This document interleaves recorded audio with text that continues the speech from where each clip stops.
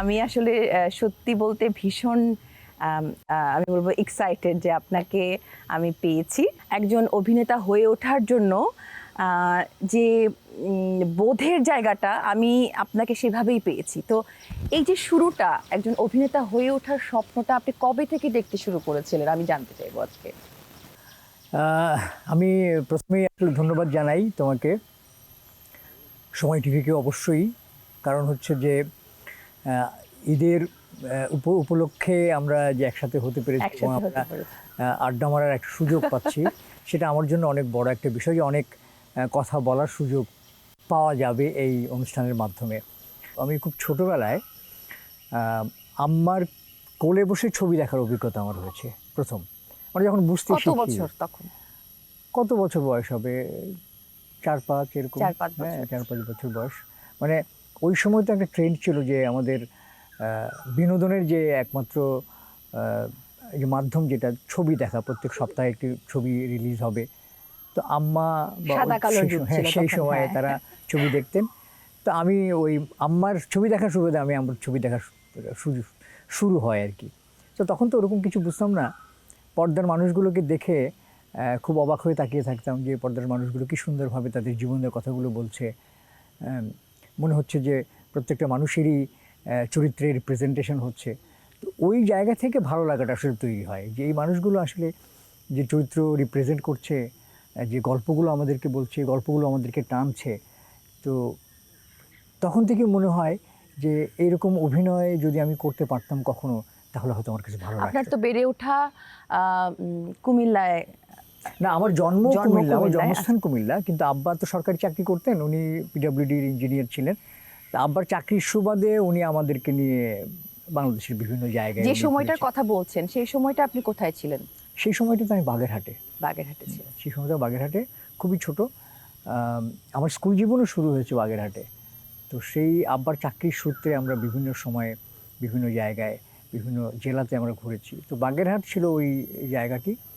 আমার স্কুলও শুরু হয়েছে সেখান থেকে। তো সেই জায়গায় ওই আস্তে আস্তে আস্তে আস্তে মনের ভেতরে ছবি দেখা, প্রত্যেক সপ্তাহে বা মার সাথে প্রত্যেক মাসে সেই একটি করে ছবি, স্বপ্নটা লালন স্বপ্নটা করা। লালন হয়েছে আর কি। তারপর 1977 সালে এসে আপনি ঢাকায় আরণ্যক নাট্য দলের সাথে প্রথম মঞ্চনাটক ওরা কদমালি দিয়ে শুরু করেছি। অভিনেতা হিসেবে কিন্তু তার আগেরও ঘটনা আছে। হ্যাঁ, সেই গল্পটা হ্যাঁ, শুনতে চাই, যেহেতু হ্যাঁ, আমরা তার অনেক আগের কিছুই ঘটনা জানি না। যেটা হলো যে ওই যে বললাম যে অভিনয় করার একটা আকাঙ্ক্ষা তৈরি হতো। তো ওই প্রতি বছরে যে আব্বার অফিসে বার্ষিক নাটক হতো আর কি। তো রিহার্সালও হতো আমাদের বাসার ঠিক পাশেই অফিসে। তা আমি রিহার্সাল দেখতে যেতাম। আমি তখন কি, মানে আমার বয়স কত, 10-11 বছর বয়স তখন। তো সেই সময়ে আমি রিহার্সাল দেখতাম সন্ধ্যার সময় গিয়ে। তো হঠাৎ করে একদিন আমাকে পরিচালক বললেন যে, তুমি খুব মনোযোগ দিয়ে রিহার্সাল দেখছো, তুমি কি অভিনয় করতে চাও? তা আমি বললাম, আমি অভিনয় করতে চাই। হ্যাঁ, আমি তো অভিনয় করতে চাই। আমাকে দিয়ে কি অভিনয় হবে, আমি কি পারবো? তো উনি বললেন যে একটা ছোট্ট চরিত্র আছে, কিশোর চরিত্র। সেই চরিত্রটা সংলাপ সেরকম কিছু নাই, নায়িকার ছোট ভাই। আচ্ছা। তো এই চরিত্রে তুমি, যেহেতু তোমাকে দেখতে বেশ মঞ্চে। মঞ্চে, হ্যাঁ, তো তো তুমি যদি করো তাহলে আমরা তোমাকে ওই চরিত্রে নিতে পারি। আমি একদম সানন্দে রাজি হয়ে গেলাম। এবং আমাকে আরও বেশি ইন্সপায়ার করেছিল ওই নাটকটির শেষ দৃশ্যে ওই আমি যে বাড়িতে থাকতাম সেই বাড়িটি আগুন দিয়ে পুড়িয়ে দেয় শত্রুরা। তো ওই বাড়িতে একা আমিই ছিলাম এবং আগুনে পুড়ে সেই ছেলেটি মারা যায়। তো শেষে নায়ক ওই বাচ্চাটাকে কোলে করে নিয়ে যখন মঞ্চে আসে, তো তখন আমার এই যে পোড়া মেকআপ টেকআপ দিয়ে আমাকে যখন নিয়ে আসলো, তখন দর্শকদের মধ্যে এক ধরনের আফসোস, এক ধরনের আহাজারি, আহা আহা, বাচ্চাটা এভাবে আগুনে পুড়ে মারা গেল। তো এই যে রিপারকেশন দর্শকদের, মঞ্চে অভিনয়ের দেখতে দেখতে মানুষ যে ইনভলভ হয়ে যাওয়া, এটা আমাকে অনেক বেশি ইন্সপায়ার করে। হাকিম ভাই, আপনার কাছে কি মনে হয় যে একজন অভিনেতা হয়ে ওঠার জন্য আসলে মঞ্চের যে প্রস্তুতি, থিয়েটার, আমি বলবো যে থিয়েটারের যে ওয়ার্কশপসগুলা বা এই যে থিয়েটারের যে আমাদের যে অভিনেতা তৈরির যে প্রস্তুতি, সেটা আসলে কতটা সহায়ক এবং আপনার এই অভিনেতা হয়ে ওঠার গল্পে আপনার মঞ্চ জীবন কতটা আসলে প্রভাব ফেলেছে? এটা তো অত্যন্ত বেসিক একটা জায়গা। আর আমি যে সময়টাতে মঞ্চে কাজ করার সুযোগ হয় আমার, শুরু করি, সেটা তো 1977 সালে। 77 সালে। আরণ্যক নাট্য দলের ওরা কদমালী নাটকের মাধ্যমে আমি অভিনয় মঞ্চে শুরু করি। তো মঞ্চে যোগ দেওয়ার যে বিষয়টা, সেটাও কিন্তু আমার জন্য একটা মানে কি বলবো, সেই কিভাবে যোগ সময়টা দিলেন? হ্যাঁ, কিন্তু কিভাবে? একটা এক্সাইটমেন্ট আমার মধ্যে ছিল। ওই যে কাজ করে না, যে ছোটবেলা থেকে তো অভিনয়ের প্রতি এক ধরনের প্রেম ছিল। মঞ্চ নাটক দেখতাম, টেলিভিশন নাটক দেখতাম, এইভাবে আমি মঞ্চ অভিনয় করব। সুযোগটা যখন আসলো মঞ্চে কাজ করবার, তখন মামুন ভাই, মানে আমাদের মামুন রশিদ, শ্রদ্ধেয় মামুন রশিদ, আমার আরণ্যকের প্রধান পুরুষ, আমার গুরু। তো প্রথম তার সঙ্গে আমার সাক্ষাৎ হয় এবং তিনি আমার সাক্ষাৎকার নেন। আমাকে আমার এক বন্ধু মাধ্যমে মামুন ভাইয়ের কাছে গেলাম। তো রিহার্সেল হতো আরণ্যকের তখন উইলস লিটল ফ্লাওয়ার স্কুলে। আচ্ছা। মানে স্কুল ছুটি হওয়ার পরে বিকেল থেকে স্কুলের একটা ক্লাসরুমে মহড়া হতো আর কি। তো মামুন ভাই বসে আছেন বাইরে, আমি গেলাম, মামুন ভাইকে সালাম দিলাম। মামুন ভাইয়ের মতো একজন মানুষ, তার সামনে গিয়ে আমি দাঁড়িয়েছি, এটা আমার জন্য, আমি তখন খুবই নার্ভাস। আমি খালি বললাম যে আমি অভিনয় করতে চাই, আমি মঞ্চে কাজ করতে চাই। তো মামুন ভাই আমার দিকে একটু মুচকি হেসে বললেন যে হ্যাঁ, কাজ করতে চাও, ভালো কথা, কিন্তু এটা অনেক কঠিন, দেখো পারো কি না। কারণ এই কঠিন যাত্রায় অনেকে উৎসাহ নিয়ে আসে, কিন্তু শেষ পর্যন্ত টিকে থাকে না। এটা অনেক কঠিন একটা জায়গা। মঞ্চ আসলে শিখায় একজন অভিনেতার জন্য, মানে প্রস্তুতির জন্য যে অধ্যবসায়টা দরকার, সেটা আসলে মঞ্চই শিখায় আমার কাছে মনে হয়। অবশ্যই, কারণ হচ্ছে যে সেই সময় তোমার মঞ্চে প্রতিদিন একটা নাটকের মহড়া হচ্ছে, প্রতিদিন আমরা 30-40 জন মানুষ বিভিন্ন রকমের মতামত আমরা দিচ্ছি একটা নাটককে কেন্দ্র করে, বিভিন্ন রকমের আলাপ আলোচনা হচ্ছে, বিভিন্ন রকমের থিয়েটারের ওয়ার্কশপ হচ্ছে। তো এই যে কার্যক্রমগুলো, এই কার্যক্রমগুলোর মধ্যে যদি আমরা নিজেদেরকে চলমান রাখতে পারি, তাহলেই কিন্তু আমরা আপডেটেড থাকব। থিয়েটার আপনাকে কি দিয়েছে? আপনি যদি এই অনুভূতিটা বলতে চান, মানে কিভাবে বলবেন যে থিয়েটারের কাছ থেকে আপনি কি পেয়েছেন? থিয়েটার তো আজকের যে আমি আজিজুল হাকিম, পুরোটাই তো থিয়েটারের অবদান। থিয়েটারই তো আজকে আমাকে তৈরি করেছে। থিয়েটার আমাকে যেটা মানে দিয়েছে, সেটা হলো যে অভিনয় করবার জন্য বা একটা চরিত্র হয়ে উঠবার জন্য একজন অভিনয় শিল্পীর যা যা প্রয়োজন, নিজেকে সমৃদ্ধ করবার জন্য বা ওই চরিত্রটিকে রূপায়ণ করার জন্য, সেই পুরো কাজটি কিন্তু আমাকে থিয়েটার শিখিয়েছে, থিয়েটারের কাছ থেকে আমি পেয়েছি। আরণ্যক নাট্য দলের হয়ে কোন নাটকে আপনি প্রধান চরিত্রে অভিনয় করার সুযোগ পেয়েছেন, সেই স্মৃতিটা যদি আমি একটু মনে করতে চাই। থিয়েটারে তো অনেক ধরনের প্র্যাকটিস হয়। থিয়েটারে আমাদের যে নিয়ম মেনে চলবার যে প্র্যাকটিস, নিয়মানুবর্তিতার যে প্র্যাকটিস, সৃজনশীলতার যে প্র্যাকটিস, সেই প্র্যাকটিসগুলো কিন্তু থিয়েটারে হয়। এবং একটা জিনিস যেটা মামুন ভাই সবসময় বলতেন, সেটা হলো যে একটি নাটক সবগুলো চরিত্র মিলেই কিন্তু একটি পূর্ণাঙ্গ নাটক। এখানে কোনটি প্রধান চরিত্র, কোনটি গৌণ চরিত্র, এটি কখনো তোমরা বিচার করবার চেষ্টা করবে না। যে চরিত্রটি একটি দৃশ্যের জন্য মঞ্চে উপস্থাপিত হয়, সেটিও কিন্তু গল্পের প্রয়োজনে, তো সুতরাং সেটিও কিন্তু একটি প্রধান চরিত্র। হয়তো তার উপস্থিতি কম, কিন্তু ওই চরিত্রটি না থাকলে হয়তো পুরো নাটকটি পরিপূর্ণ হয় না। তো এই শিক্ষাটা তিনি আমাদেরকে দিয়েছেন। আর সেন্ট্রাল ক্যারেক্টার বলতে যে গল্পের প্রধান একটা চরিত্র, সেই চরিত্র প্রোটাগনিস্ট যেটাকে বলে, তো সেরকম চরিত্র আমি বেশ কয়েকটি নাটকে করেছি। এর মধ্যে ওরা কদমালিতে অবশ্য আমি অনেক ছোট চরিত্র দিয়ে শুরু করেছিলাম। পরবর্তী সময়ে ওরা কদমালিতে আর একটি চরিত্র, খুব গুরুত্বপূর্ণ চরিত্র ছিল, সেটা হলো সারেং চরিত্রটা আমার অত্যন্ত গুরুত্বপূর্ণ একটি চরিত্র। ওরা আছে বলেই চরিত্রে কাউসার বলে একটা চরিত্র আছে, সেটিও আমার অত্যন্ত গুরুত্বপূর্ণ একটি চরিত্র ছিল। গিনিপিগ নাটকে রাজা চরিত্রটি অত্যন্ত গুরুত্বপূর্ণ। আগুনমুখা চরিত্রে অরুণ একটা চরিত্র, সেটা অত্যন্ত গুরুত্বপূর্ণ চরিত্র। মানে আমি অনেকগুলো নাটকেই বেশ গুরুত্বপূর্ণ চরিত্রে অভিনয় করেছি।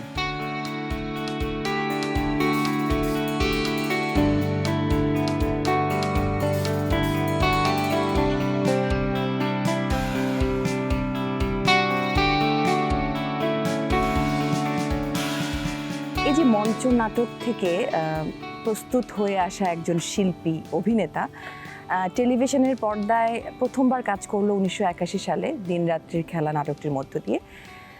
তো এই যে ইচ্ছাটা তৈরি হলো পর্দায় নায়ক হিসেবে নিজেকে প্রতিষ্ঠিত করার বা অভিনেতা হিসেবে প্রিয় অভিনেতা হয়ে ওঠার, এই গল্পটা একটু শুনতে চাই শুরু থেকে। টেলিভিশনে কাজ করতে যাওয়ার যে আগ্রহটা আমার ছিল সেটা আসলে মঞ্চে অভিনয় করতে যাওয়ার আগেই। ও আচ্ছা, হ্যাঁ। দারুণ।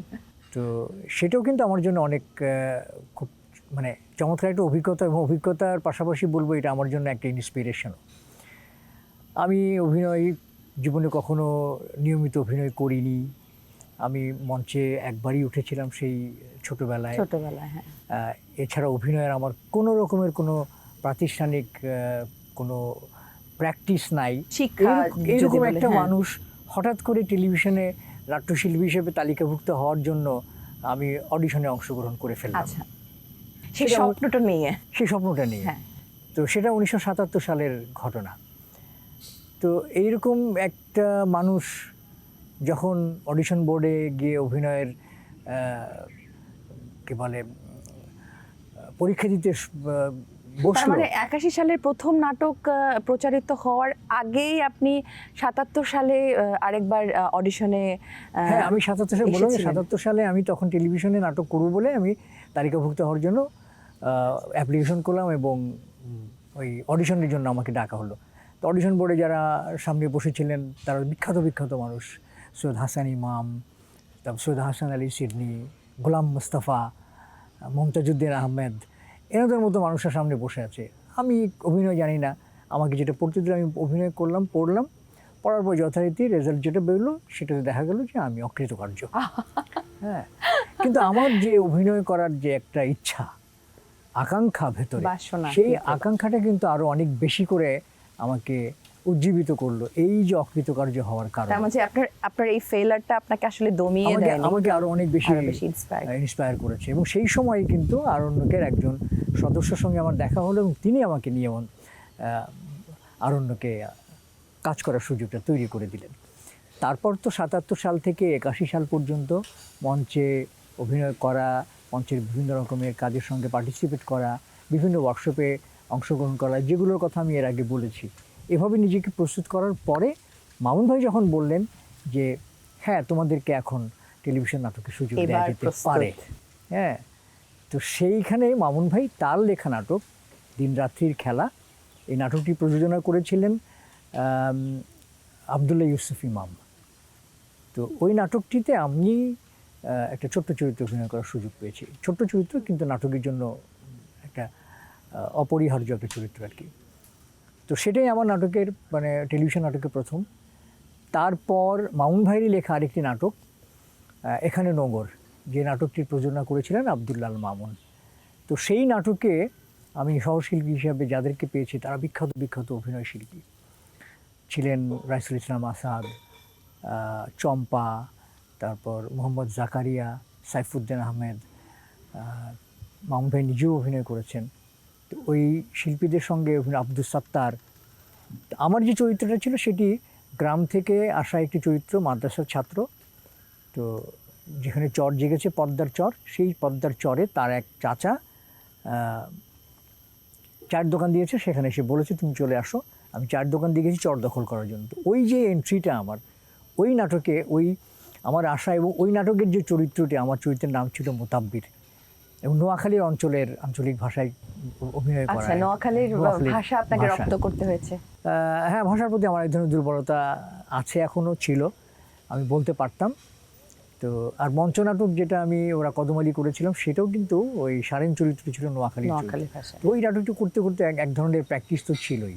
তো ওই নাটকটি এখানে নগর নাটকের কথা এখনও সেই সময় যারা নাটকটি দেখেছে বা পরবর্তী সময়ে যারা ইউটিউবে দেখেছে তারা কিন্তু এখনও ওই নাটকটির কথা বলে, এবং বিশেষ করে আমাকে তারা আইডেন্টিফাই করে ওই ক্যারেক্টার, হ্যাঁ, এবং ওই চরিত্রটি সম্পর্কে তারা এখনও মানে এখনও দর্শকদের ভালোবাসাটা আপনি পেয়েছেন ওই চরিত্রে।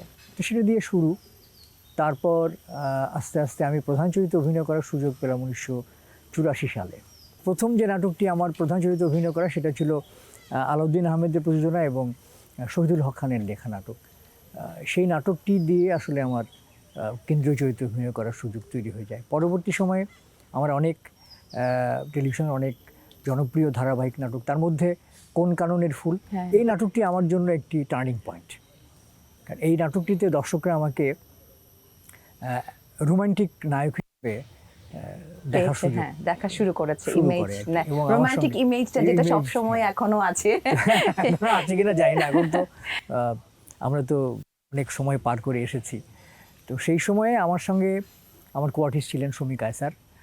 তো শমী কায়সারের সঙ্গে আমার ওই জার্নিটা অনেক মানে কাজ করেছি। অনেক মজার মজার অনেক অভিজ্ঞতা নিশ্চয়ই হয়েছে অবশ্যই, অবশ্যই কাজ আছে। করতে গিয়ে, এবং সেই সময়কার অনেক জনপ্রিয় অভিনেত্রীদের সঙ্গে একসঙ্গে কাজ করেছেন বিভিন্ন নাটকে। তো মানে কাদের সঙ্গে কাজ করতে গিয়ে আপনার বন্ধুত্বের জায়গাটা তৈরি হয়েছে, বা আমরা যেটাকে বলি যে কেমিস্ট্রি, একটা নাটকের জুটি তৈরি হয় বা রসায়নটা খুব ভালো হয় কারোর সাথে, কার নাম উল্লেখ করবেন? আমি অনেকের নামই আসলে ওই সময় 80-র দশকের না, আমি জনপ্রিয় আসলে অভিনেতা আমার একটা অভিনেত্রীদের মধ্যে। আমার নিজস্ব একটা কি বলে, আমার নিজস্ব একটা কনসেপ্ট আছে আর কি। সেটা হলো যে আমি যাদের সাথে কাজ করি তারা প্রত্যেকেই আমার সহশিল্পী, এবং সহশিল্পী এই কারণে যে ওই গল্পের প্রয়োজনে, নাটকের প্রয়োজনে আমাদেরকে যে ধরনের সিচুয়েশনের মধ্য দিয়ে যেতে হয় সেটা আমরা আলাপ আলোচনা করে আমরা নিজেরা তৈরি করে সেটাকে আমরা বিশ্বাসযোগ্য করে তোলার চেষ্টা করি। সেই ক্ষেত্রে আমরা সেই সময়ে 90 দশকের কথা যে আমি বলি, 90 দশকে কিন্তু আমি জাহিদ হাসান, তৌকির আহমেদ, শমী কায়সার, বিপাশা হায়াত এবং আফসানা মিমি, মূলত সেই সময় যারা দর্শক ছিলেন তারা কিন্তু আমাদের এই 6 জনের নামই কিন্তু হ্যাঁ বললে একসাথে 6 জনের নামই বলে। হ্যাঁ, হাকিম, বিপাশা, হাকিম, জাহিদ, তৌকির, শমী, বিপাশা, মিমি। এবং পরবর্তী তার সময়ে মধ্যে বেশি শোনা যেত শমী কায়সারের সঙ্গে আমার যেহেতু অনেক বেশি নাটক করা হয়েছে, ওর সঙ্গে অনেক কাজ হয়েছে, সেই কারণে হয়তো দর্শকরা আমাকে পছন্দ করেছে জুটিটা। হ্যাঁ, কিন্তু কোনো ধরনের প্রতিযোগিতা কি ছিল? প্রতিযোগিতা অবশ্যই ছিল, প্রতিযোগিতাটা ছিল। আজকে যদি তৌকি নাটকে অভিনয় করে, সেই নাটকটি আমার কাছে খুব ভালো রিপারকেশন তৈরি করেছে, যে আমার কাছে খুব ভালো লেগেছে। সেটি কিন্তু সাথে সাথে আমরা শেয়ার করতাম যে এই নাটকটা আমি দেখেছি, আমার কাছে এটি ভালো লেগেছে। এবং নিজের মধ্যে কিন্তু এক ধরনের আকাঙ্ক্ষা তৈরি হতো যে আমি এমন একটি নাটক করতে চাই যেটি দেখে হয়তো তৌকির বলবে যে নাটকটি আপনার অভিনয় ভালো লেগেছে। এই যে নিজেদের মধ্যে একটা অন্তর্গত যে প্রতিযোগিতা, সেই প্রতিযোগিতাটা কিন্তু ছিল যে ভালো কিছু করার, সমৃদ্ধ করার, ভালো করার জন্য, যে ও এত ভালো অভিনয় করলো, আমি আচ্ছা তাহলে ওর মতো আমি একটু চেষ্টা করি অভিনয় করবার জন্য। এবং আমরা নিজেরা আলাপ আলোচনা করতাম যে এই চরিত্রটা তুমি আসলে কীভাবে তৈরি করলে, প্রসেসটা কী, সেটা কিন্তু আমরা শেয়ার, প্রস্তুতিটা কীভাবে নিলে, এই শেয়ার কিন্তু আমরা করতাম। এই যে শেয়ারিংয়ের জায়গাটা, শেয়ারিংয়ের জায়গাটা থেকে কিন্তু আমাদের একটা চমৎকার বন্ডিং ছিল। এই যে আপনার দীর্ঘ ক্যারিয়ার অভিনয় জীবনের, এই সময়কালে আপনি অনেক জনপ্রিয় অভিনেত্রীদের সঙ্গে কাজ করেছেন, 90-এর দশক থেকে শুরু করে পরবর্তীতে এসে কিন্তু আমার সঙ্গেও পর্যন্ত, এই সময় পর্যন্ত অনেকের সঙ্গে কাজ করেছেন। কিন্তু খুব মজার বিষয় হচ্ছে যে কাউকে ঘিরে অভিনেতা আজিজুল হাকিমের কোনো গুঞ্জন তৈরি হয়নি। এটার রহস্যটাকে, মানে এটা আসলে এটা একটু আমার কাছে খুব আশ্চর্যজনক মনে হয়েছে যে আপনি কিভাবে এটা সামলেছেন। গুঞ্জনের বিষয়টা আমি যেভাবে দেখি সেটা হলো যে এটা কিন্তু দর্শকদের বা পাঠকদের কিন্তু এক ধরনের আগ্রহ থাকে যে যেই জুটিকে তারা পর্দায় দেখেন, তাদের কিছু ব্যক্তিগত প্রসঙ্গ বা ব্যক্তিগত বিষয় নিয়েও কিন্তু তাদের মধ্যে এক ধরনের আগ্রহ তৈরি হয়। তবে গুঞ্জনের কথাটা তুমি যে কথাটি বললে যে আমাকে নিয়ে যে গুঞ্জন হয়নি, এটা কিন্তু একেবারেই ঠিক না। সেই গুঞ্জনটা বাস্তব জীবনের গুঞ্জন না, বাস্তব জীবনের বাইরেও কিন্তু একটা গুঞ্জন ছিল, সেটা বোধহয় তুমি খেয়াল করোনি। আচ্ছা, আমরা সেটা জানতে চাই। বিভিন্ন পত্রপত্রিকায় কিন্তু একজনকে নিয়ে আমার সম্পর্কে একটা গুঞ্জন তৈরি হয়েছিল। সেটি ক্যাপশনটা এরকম ছিল যে হাকিম দম্পতির পরিবারে ভাঙনের ঝড়। তাই? এবং তার কেন্দ্রবিন্দু থেকে, সেই কেন্দ্রবিন্দুতে হচ্ছে সুরাইয়া হুদা রাত্রি, যিনি একসময় খুব ভালো অভিনয় করতেন এবং সম্পর্কে সে আমার শালী। হ্যাঁ, খানিকটা শুনেছিলাম, কিন্তু এটার রহস্যটা পরবর্তীতে এসে সেটা দর্শকরাও জেনে গেছে, এই জন্য আর গুঞ্জন থাকেনি। আর এই বাস্তব জীবনের গুঞ্জনটা নিয়ে পরে আসবো, আরেকটু পরে আসবো। তার আগে আমি আসলে অভিনয় জীবনে আরও অনেক গল্প বাকি আছে আমার জানার, যে অনেক জনপ্রিয় নাটকের মানে অনেক মূল চরিত্রে অভিনয় করেছেন। আমি যদি ভুল না করে থাকি, কোন কাননের ফুল, তারপরে নক্ষত্রের রাতের গল্প শুনতে চাইবো।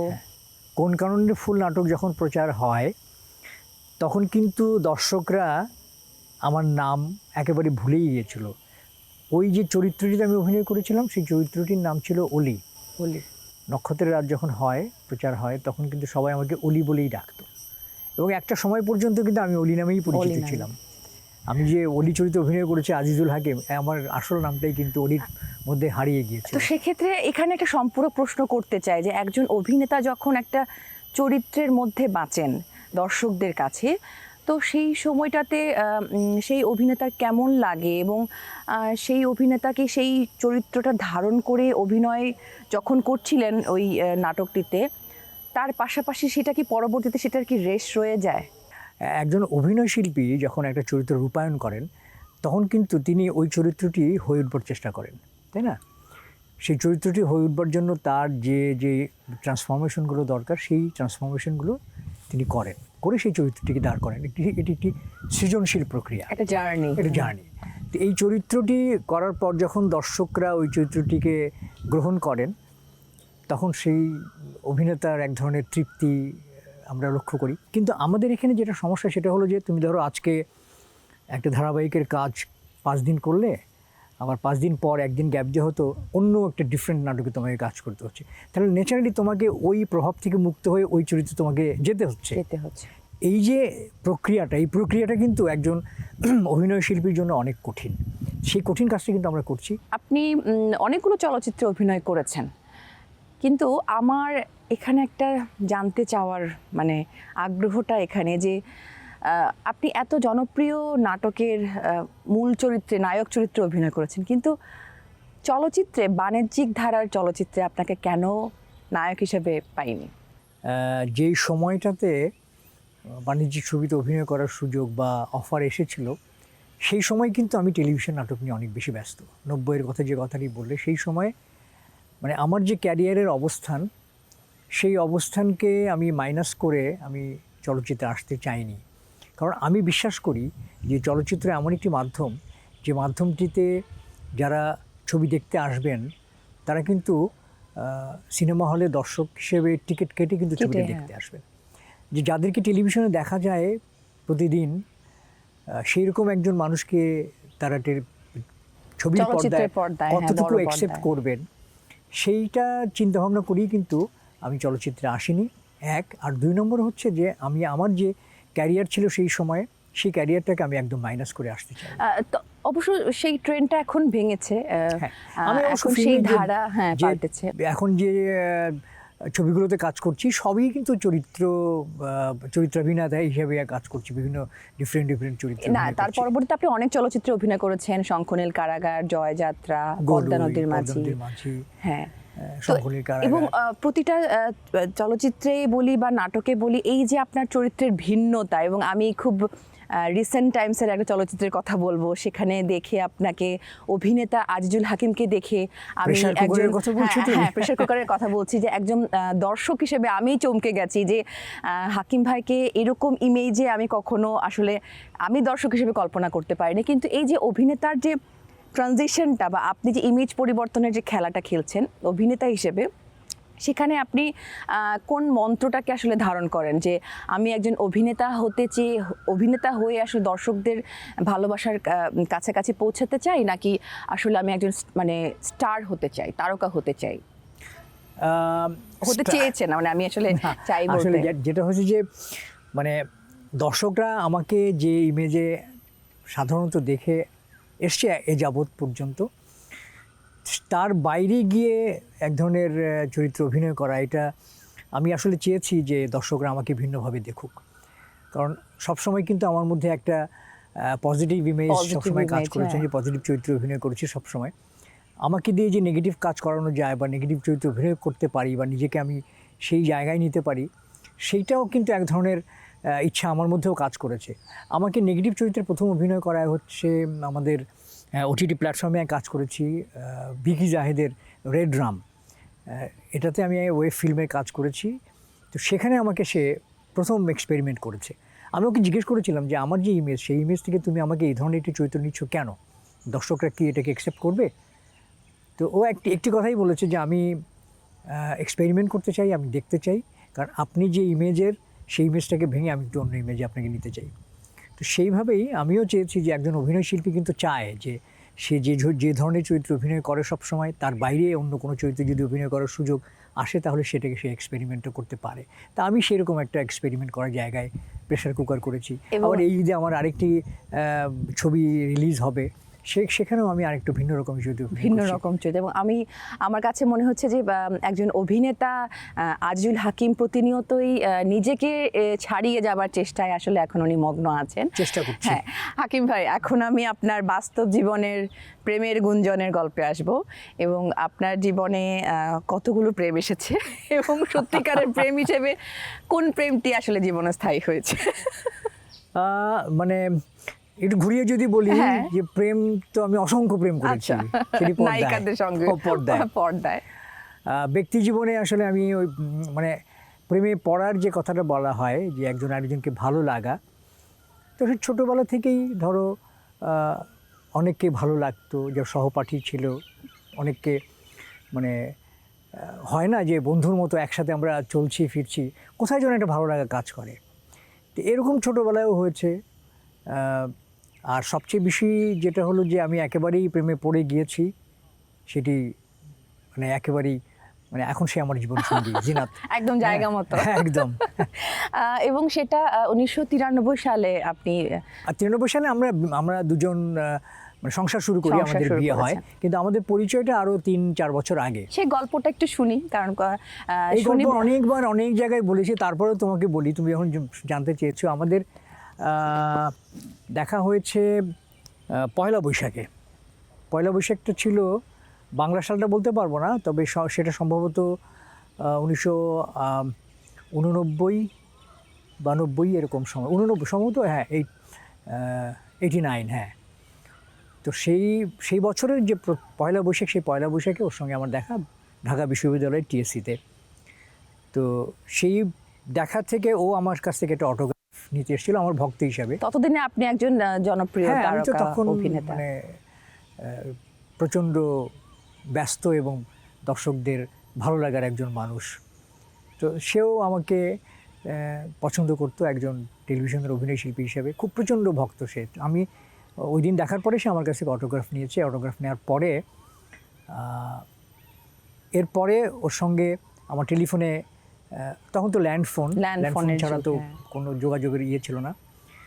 তো ওরা দুই বান্ধবী ছিল, আমার ফোন নাম্বারটা ওদের আরেক বন্ধু ছিল, ছেলে বন্ধু, আমার কাছে ফোন নাম্বারটা নিয়েছিল। নেওয়ার পরে তারপরে ওরা দুই বন্ধু এবং ওই দুই বান্ধবী এবং এক বন্ধু, ওই তিনজনই আমার সাথে ফোনে কথা বলতো। তো কথা বলতে বলতে আমার হয় না আসলে যে কথা বলতে বলতে কথা আগায়, হ্যাঁ, আমি যখন তোমার সাথে কথা বলছি কথা আগাচ্ছে, হ্যাঁ। তো জিনাতের সাথে আমি কথা বলতে বলতে আমার মনে হলো যে কোথায় যেন দুজনের একটা যোগসূত্র হচ্ছে, এক জায়গায় ভালো লাগার জায়গাটা এক, ভালো লাগার জায়গাটা এক, পছন্দের জায়গাটা এক, সব কিছু মিলিয়ে জীবন দর্শনের জায়গাটা এক।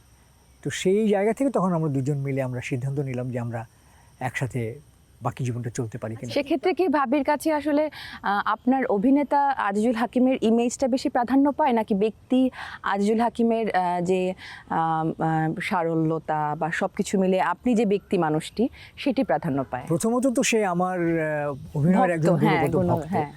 তারপরে যখন একসাথে আমরা পথ চলা শুরু করলাম, আমাদের সব কিছুতেই আসলে মতাদর্শগতভাবে এক হয়ে আমরা চলছি। সবচেয়ে বড় বিষয় হলো যে অ্যাডাপ্টেশন করা, মানে আমার সাথে ওর সাথে আমি যে অ্যাডাপ্ট করছি, এই অ্যাডাপ্টেশনটা কিন্তু আমাদের দুজনের মধ্যে শতভাগ।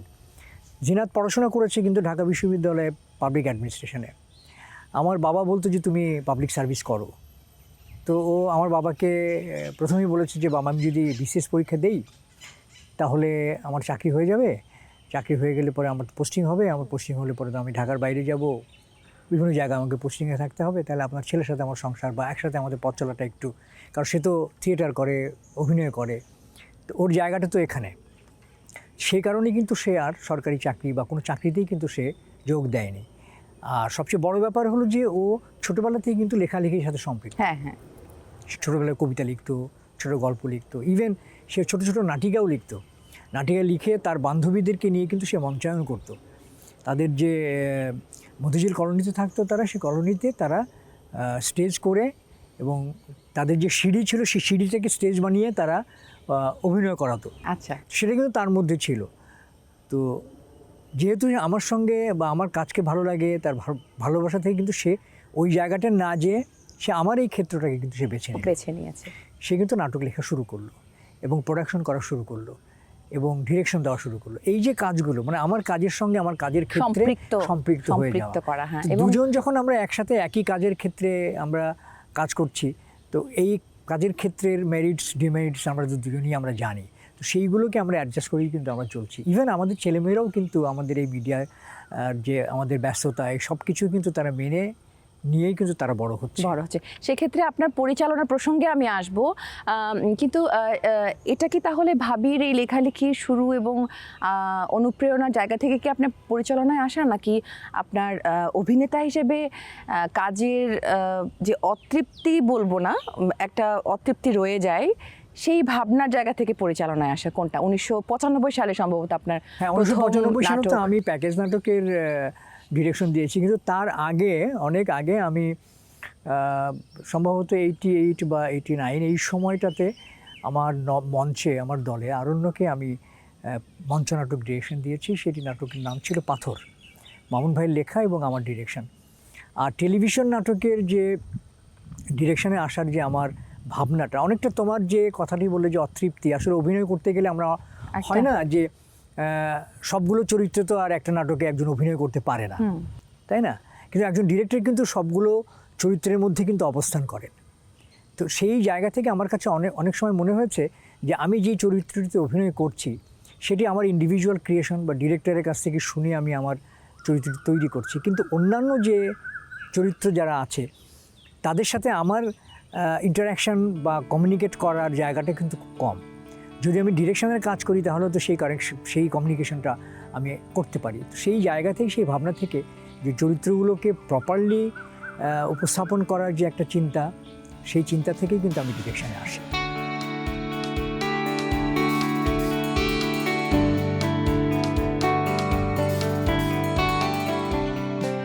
এই যে দীর্ঘ প্রায় 4 দশকেরও বেশি সময় ধরে আপনি মঞ্চ, টেলিভিশন, চলচ্চিত্রের পর্দায় নিজেকে প্রতিনিয়ত ছাড়িয়ে যাচ্ছেন অভিনেতা হিসেবে, এত প্রাপ্তির ভেতরেও প্রতিটা মানুষের ভিতরে কোনো না কোনো, প্রতিটা মানুষ এবং প্রতিটা শিল্পীর ভিতরে একটা অতৃপ্তি বা অপ্রাপ্তি রয়ে যায়। সেরকম কোনো অপ্রাপ্তির ভাবনা কি আছে বা যন্ত্রণা দেয়?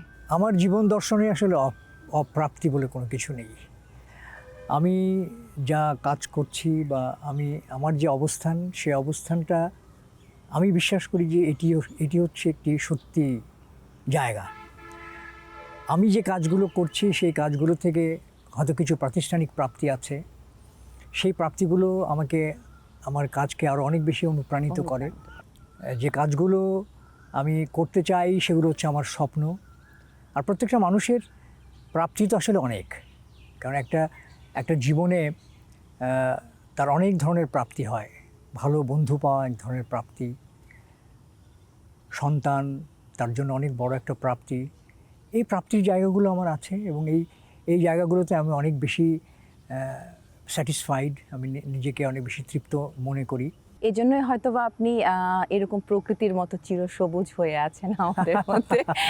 আচ্ছা, নাটকের প্রসঙ্গে একটু আসতে চাই যে আপনারা যে সময়কালে নাটক করেছেন, অনেক ভালো ভালো নাটকের প্রসঙ্গে যদি আমি আসি, যে নাটকের সংলাপ, গল্পের মধ্যে একটা গভীরতা ছিল, অভিনয়েও সবার গভীরতা ছিল, যেটা আসলে খুব সহজেই দর্শকদের হৃদয়ে দাগ কেটে গেছে। তো এখনকার সময়েও আপনি অভিনয় করে চলেছেন, কাজ করছেন অনেক নতুন নির্মাতাদের সঙ্গে, এই প্রজন্মের নির্মাতাদের সঙ্গে। তো এখনকার সময়ের নাটকের মধ্যে এবং আগেকার সময়ের নাটকের মধ্যে পার্থক্যটা কোথায় আপনার কাছে পরিলক্ষিত হয়? পার্থক্যটা আসলে মানে মেধা এবং মননগত একটা পার্থক্য তো অবশ্যই আছে।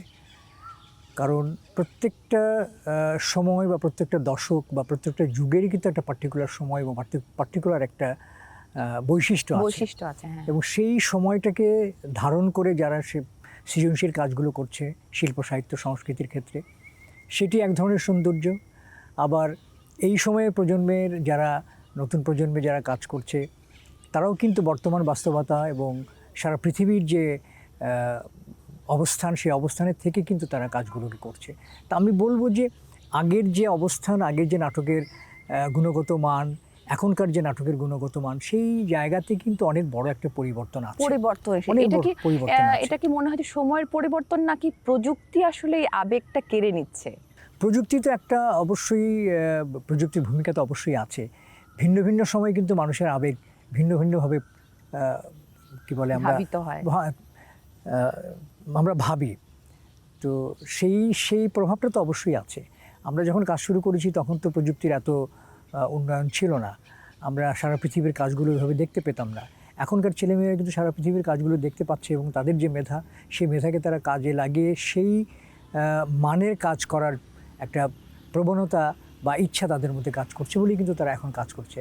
আগে যে ধরনের গল্প ছিল সেই গল্পগুলো সেই সময়ের সামাজিক বাস্তবতা, রাজনৈতিক বাস্তবতার উপরে নির্ভর করে হতো, পারিবারিক বাস্তবতার উপর নির্ভর করে হতো। এখন সেগুলো পরিবর্তিত হয়েছে। এখনকার জেনারেশন তারা তাদের মতো করে তাদের জগৎ তৈরি করছে। আবার এইটা হয়তো তাদের পরবর্তী প্রজন্ম যারা আসবে তাদের কাছে হয়তো মনে হবে যে সেই সময়ে বাস্তবতাটা অন্যরকম ছিল। এখন গল্পগুলো একটু বেশি জটিল হয়ে যাচ্ছে, হয়তোবা পৃথিবীর বাস্তবতার প্রেক্ষাপটে হয়তো জটিল মানে কি, আসলে অনেক ধরনের সিচুয়েশন তো এখন তৈরি হচ্ছে। আমরা তো আমাদের চারপাশে বিভিন্ন রকমের সিচুয়েশন আমরা দেখছি। তো এই সিচুয়েশনগুলোকে আমাদের অ্যাবজর্ব করতে হচ্ছে। এই সিচুয়েশনগুলোকে আমাদের নতুন প্রজন্ম তারা নতুনভাবে ভাবছে। এই ভাবনার মধ্য দিয়েই কিন্তু তারা একটা পজিটিভ চিন্তাভাবনা নিয়ে কিন্তু কাজ করছে।